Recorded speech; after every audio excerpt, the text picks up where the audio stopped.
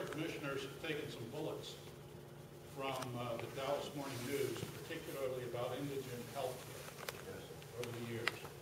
Would you speak to that issue, please, and your attitude with regard to indigent health care and how you would propose that Collin County continue to serve that need? Well, I have consistently, and I do mean consistently and loudly, voted against any illegal immigrants getting your tax money for health care purposes. You don't have to take my word for it. You can check out the record. And that, I will not yield on that subject. I don't even think it is constitutionally possible or appropriate for us to be spending money on illegals. So that's the first point I'd make about it. Secondly, we saw the way we got this tax money, the foundation that you're referring to, from which we're spending the money, was from the sale of Collin Memorial Hospital. We used to have a public hospital in McKinney, and it came to us in about 82 or 83, somewhere in there, and they said, we need $7 million to renovate the hospital.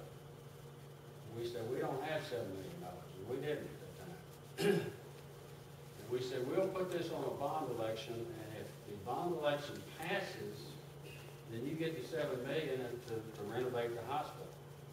However, if the bond election fails, we're going to sell the hospital. And we advertise that to the public in that manner. Well, lo and behold, the bond election failed. So we sold the hospital, and we sold it at the absolute best time that you could have possibly sold a hospital like that. Because at that time, you had to go to Austin. The hospital corporation had to go to Austin to get approval for any additional beds in a hospital. So we sold that hospital for $13 million. Well, and then we entered into an agreement with the party that bought that hospital that they would provide $500,000 worth of indigent health care per year. Well, there were several years that, because of them selling that hospital to other companies and so forth, we didn't even get billed. The county didn't.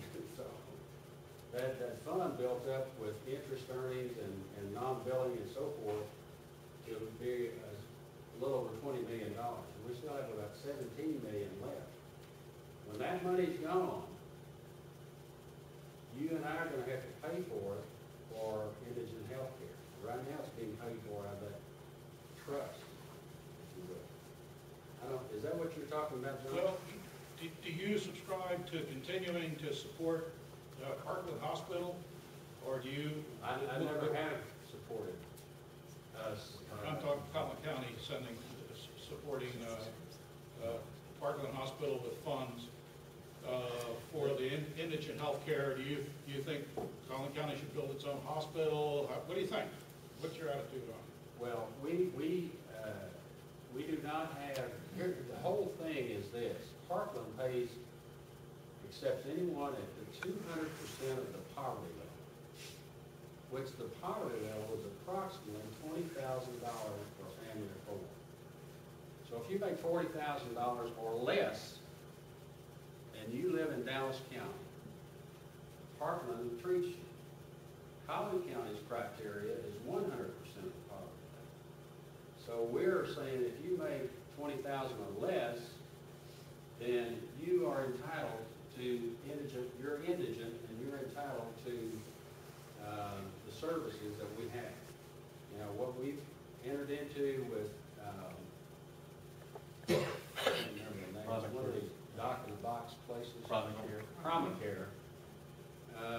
Is that situation where you can go to Primacare if you're indigent and get, if you got the flu or you got a cold or whatever you have, and get treated there, and they charge us $110 out of that fund that I was just talking about. So that's that. that I've never been in favor of Parkland moving out here. Parkland is trying to move out here. They want our tax base out here. And, They want to keep our taxes. absolutely, no question about it. Jerry, can we continue with the question and answers after we finish? We got, Yes. let's get the next two up. Okay, very good.